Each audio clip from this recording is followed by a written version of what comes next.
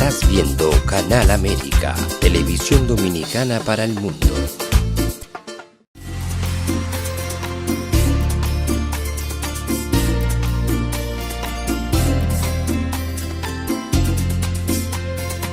A Time for Truth show is sponsored by the Office of Dr. Bernard Fialkoff, a periodontal, dental implant and laser specialist in New York City, for over 40 years. Dr. Fialkoff was honored by the International College of Dentists and Pierre Fauchard, and received the Presidential Lifetime Humanitarian Honor from the White House.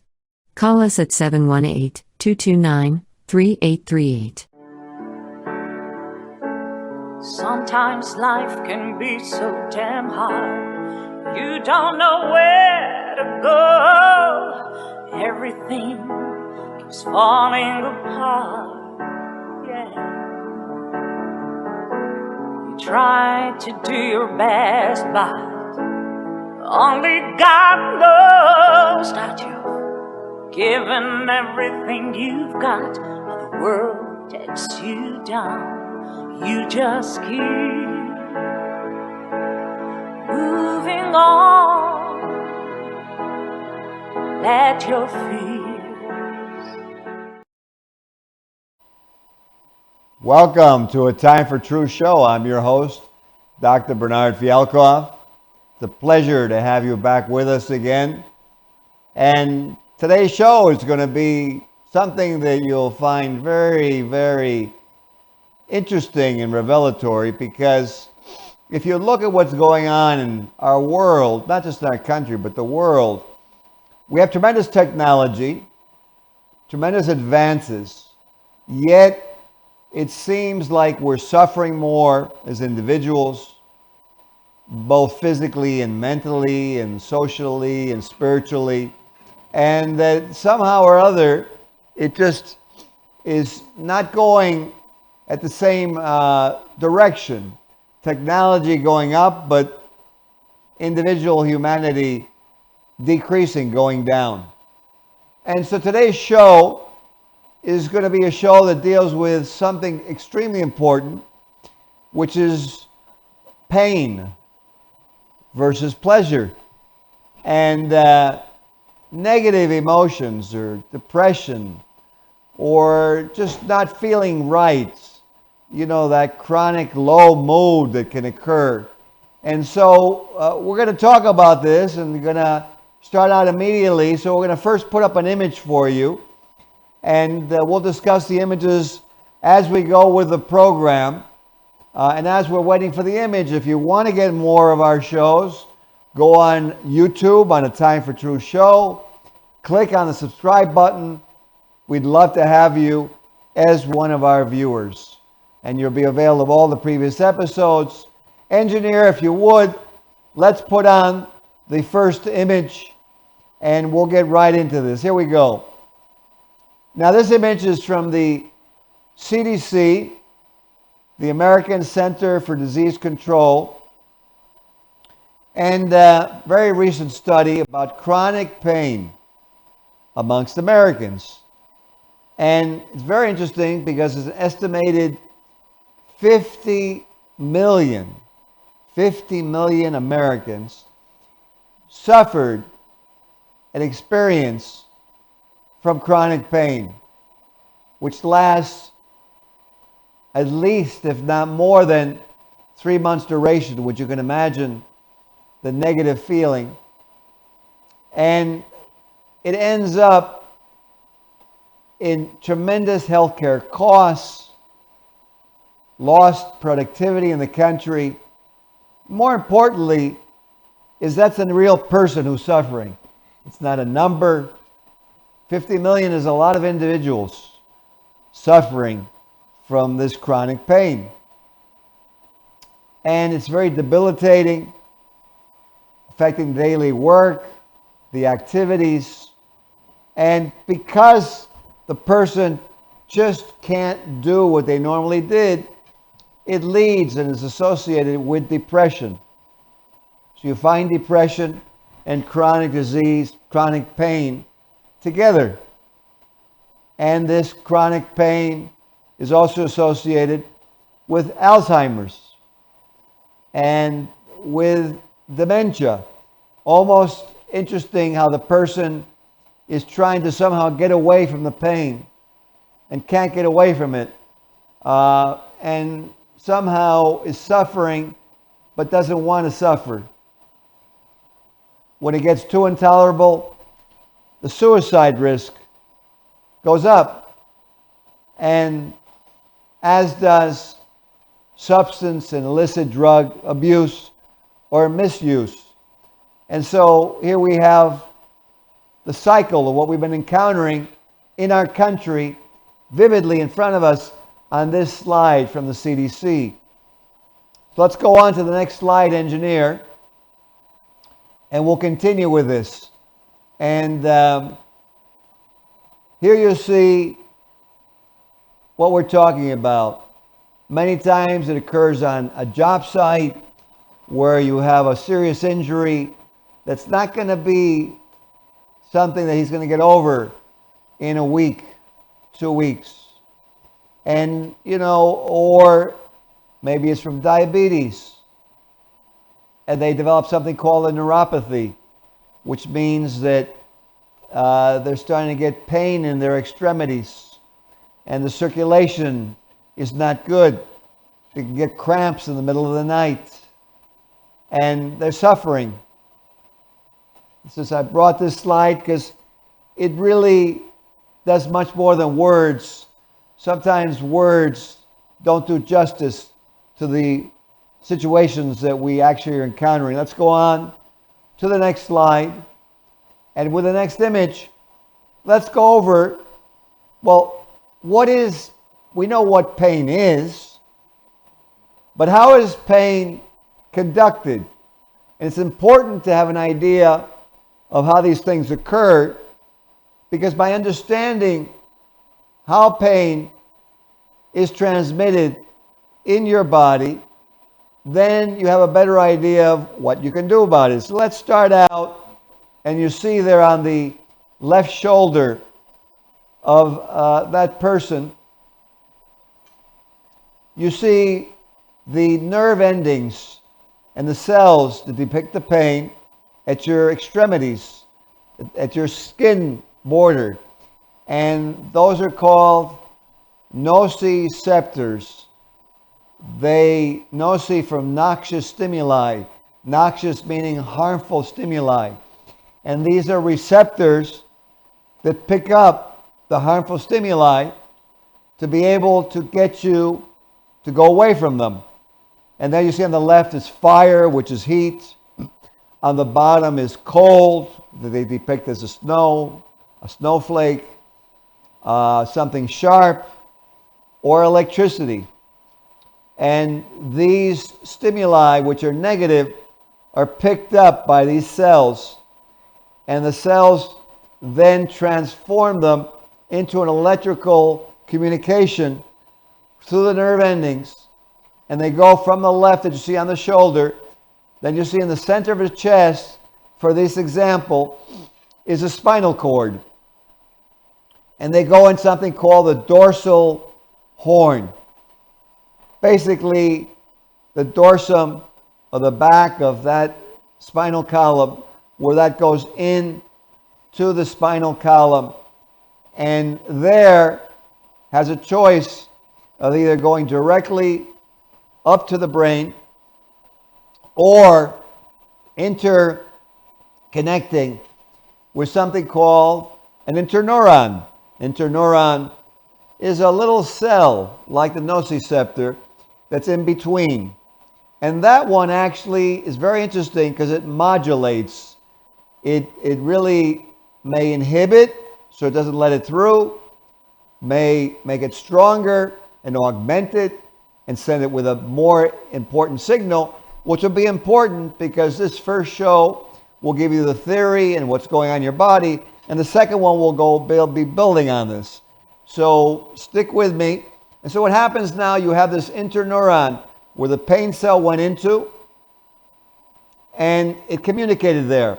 But this interneuron then has an ability to either dampen or to exacerbate or make worse that pain signal. before it sends it on up to the brain. Also, what it does is it goes in a reflex to the muscles, and let's say you were in heat, you would move your hand away from the heat, or if it was something very sharp, reflexively you would move it back. But now the pain also is going now up into your brain and into the area in your skull. As we said, some go directly, some go through this other pathway where they get modified, and they end up in your brain. We won't go into terminology of the different parts of the brain, but it gets into different centers. And when it gets to a certain center, there it can be relayed to a center that can then send back information back down the spinal cord. So there's an up communication to the brain, and there's a down communication from the brain back down the spinal cord to the extremities and to the glands.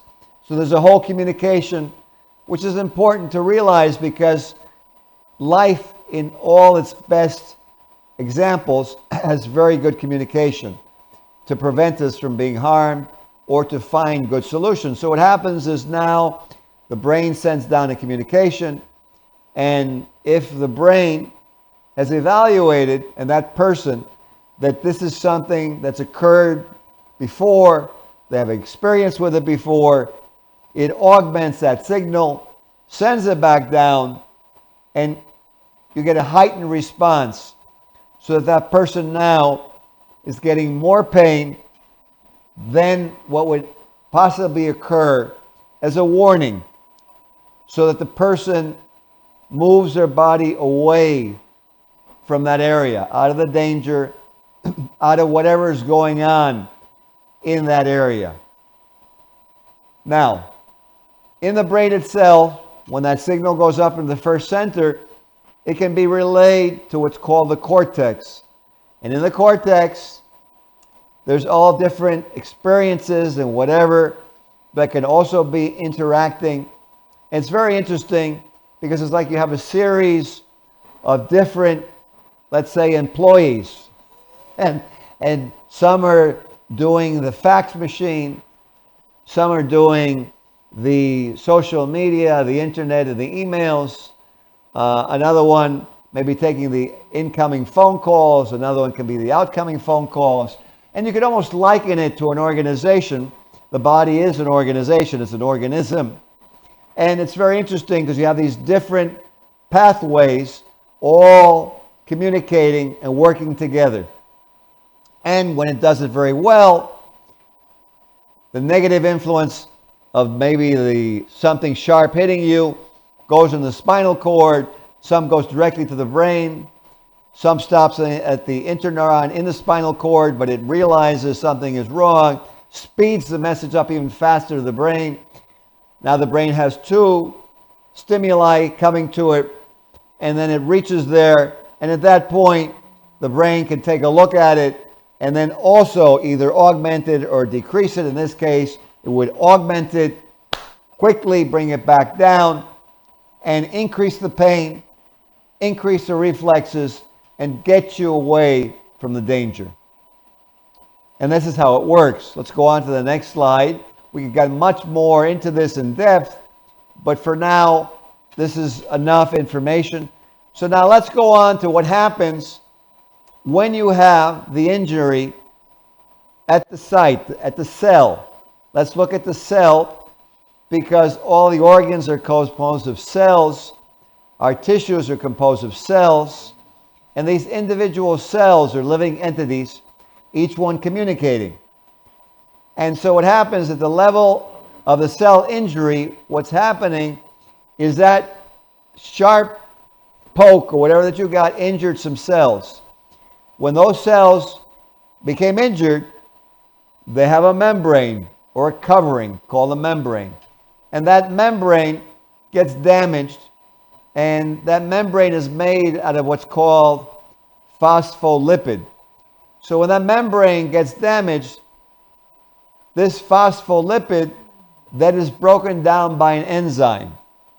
And that enzyme converts that damaged membrane particle, the phospholipid, it converts that into a different mediator, a different type of signal, chemical signal.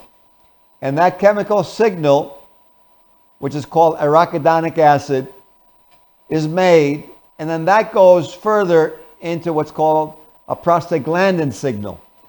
And what that does then is you start getting your immune cells coming into the area to help. And these immune cells come in, and what's happening, you start getting inflammation. Obviously, we don't like inflammation, but inflammation is also something very important because it's meant to protect you. And so the immune system comes rolling in through the blood vessels, gets into the area, and when it gets into the area, it starts attacking whatever's going on, starts repairing. You get different immune cells. The names are not important for this show, but basically you're getting an inflammatory response to a dangerous, noxious, negative injury that cell has undergone. And so now what happens is that area is mobilized. It's kind of like a city that's been bombed, or a house that's on fire, and the firemen are there. You can look at the immune cells as a fireman trying to get that under control. So let's go on to the next image, please, engineer. And now we'll take a look at how these immune cells that came into the area now, what else do they do? Because I told you at the beginning that you have the nerve receptors that also send signals. Well, it's very interesting, and this happens very, very quickly, which is amazing when you really look at this and you realize the tremendous speed that this occurs in the body and the amazing miracle of what life really is in all factors, is that what happens is these immune cells, these inflammatory cells, interact with your nerve endings. So nerve endings already felt this, but now the immune cells came in, and when they start excreting their chemical mediators, signaling substances, liquids, what happens, they get in, and you see that at the bottom of the screen.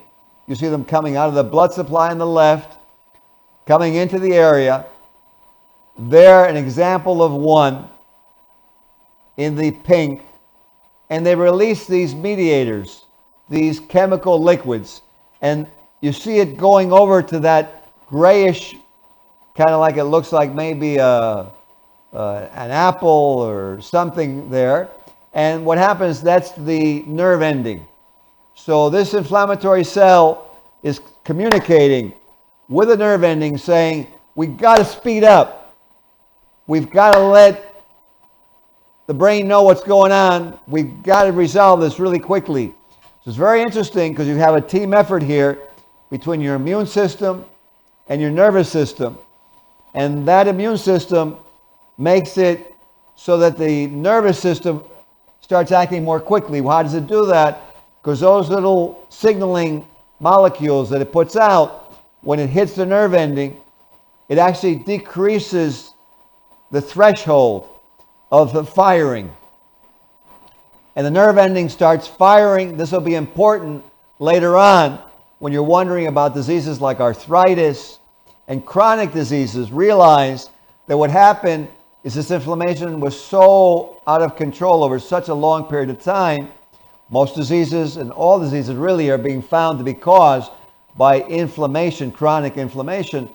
But what's happening is that chronic signaling then causes a different kind of pain that we'll get into in a moment, because there's different kinds of pain. Right now, it's just something that happens quickly. We want to react. So you have the immune system telling the nervous system, we've got to get a move on.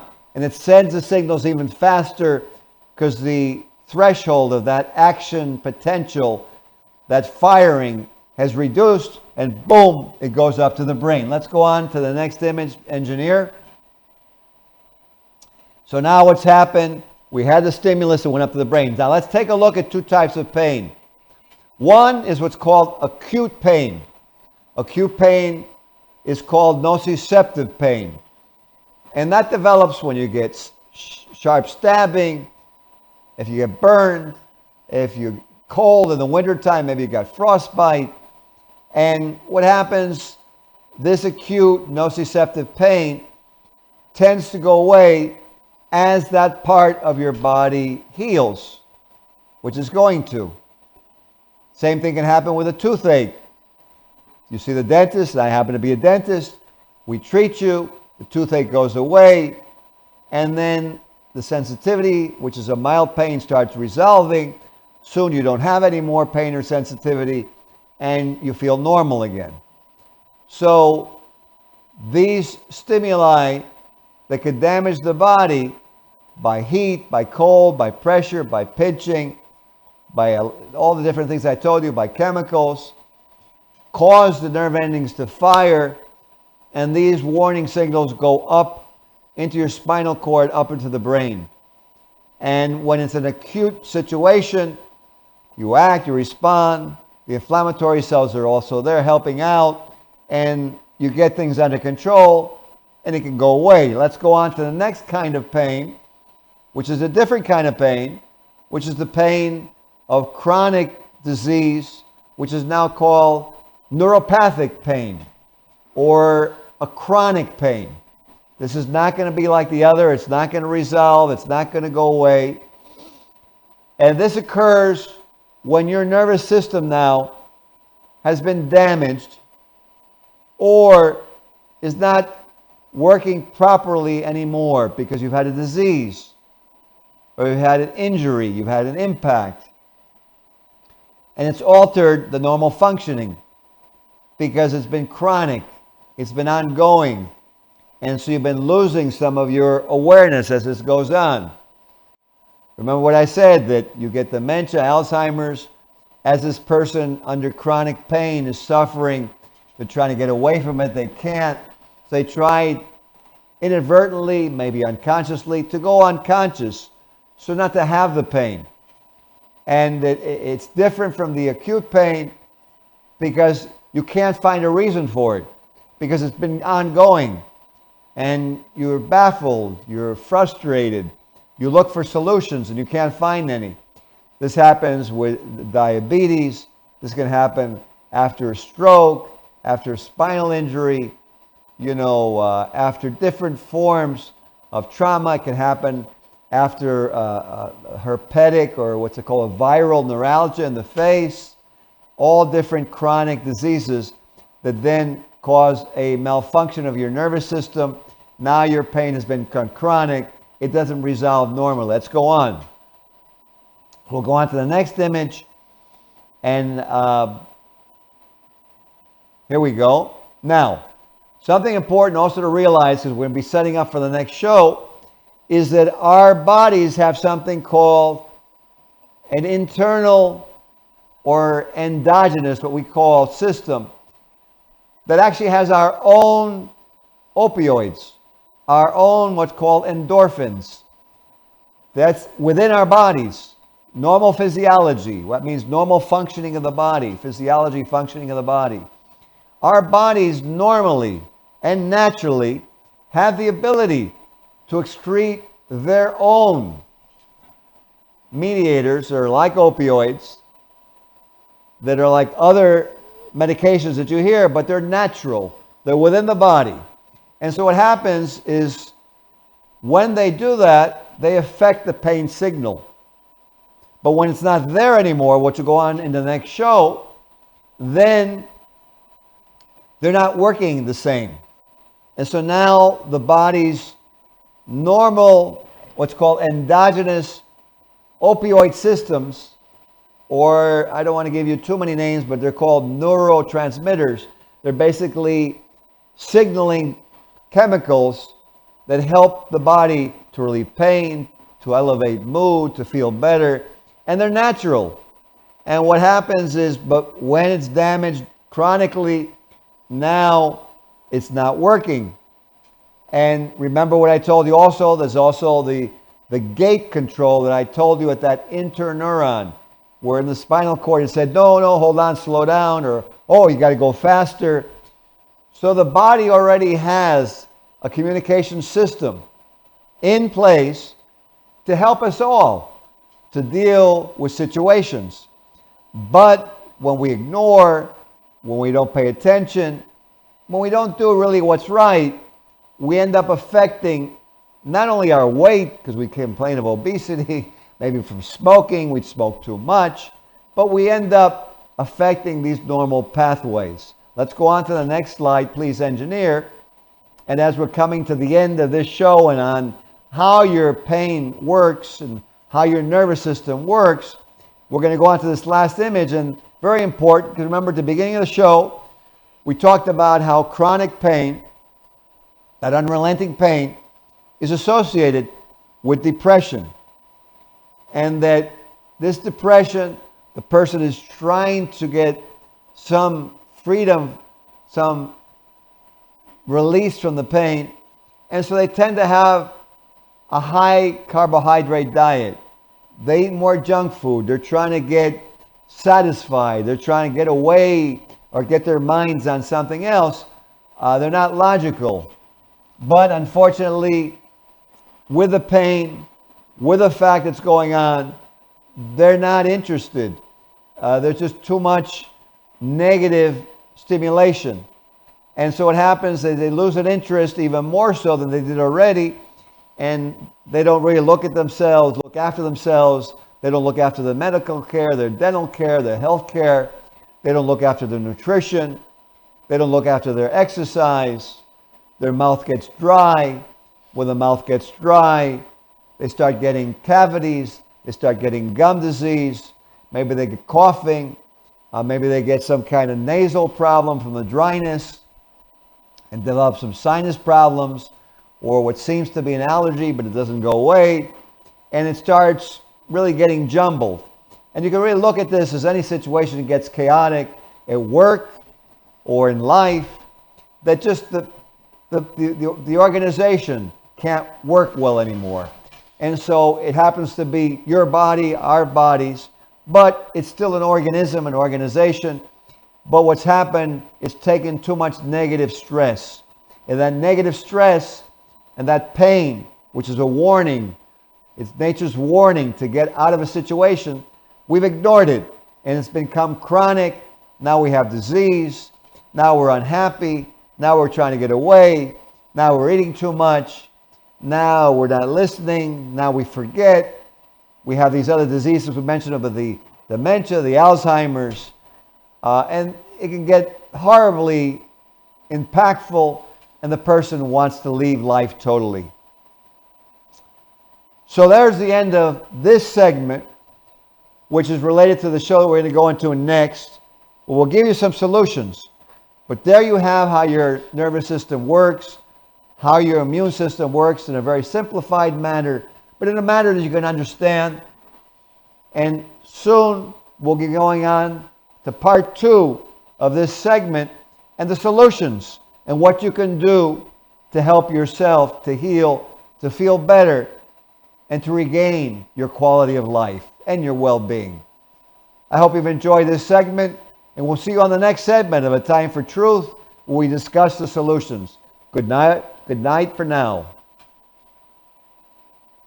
This show was sponsored by A Time for Truth Foundation Incorporated as a community service. Sometimes life can be so damn hard. You don't know where to go. Everything keeps falling apart. Yeah. You try to do your best, but only God knows that you've given everything you've got. The world takes you down. You just keep moving on.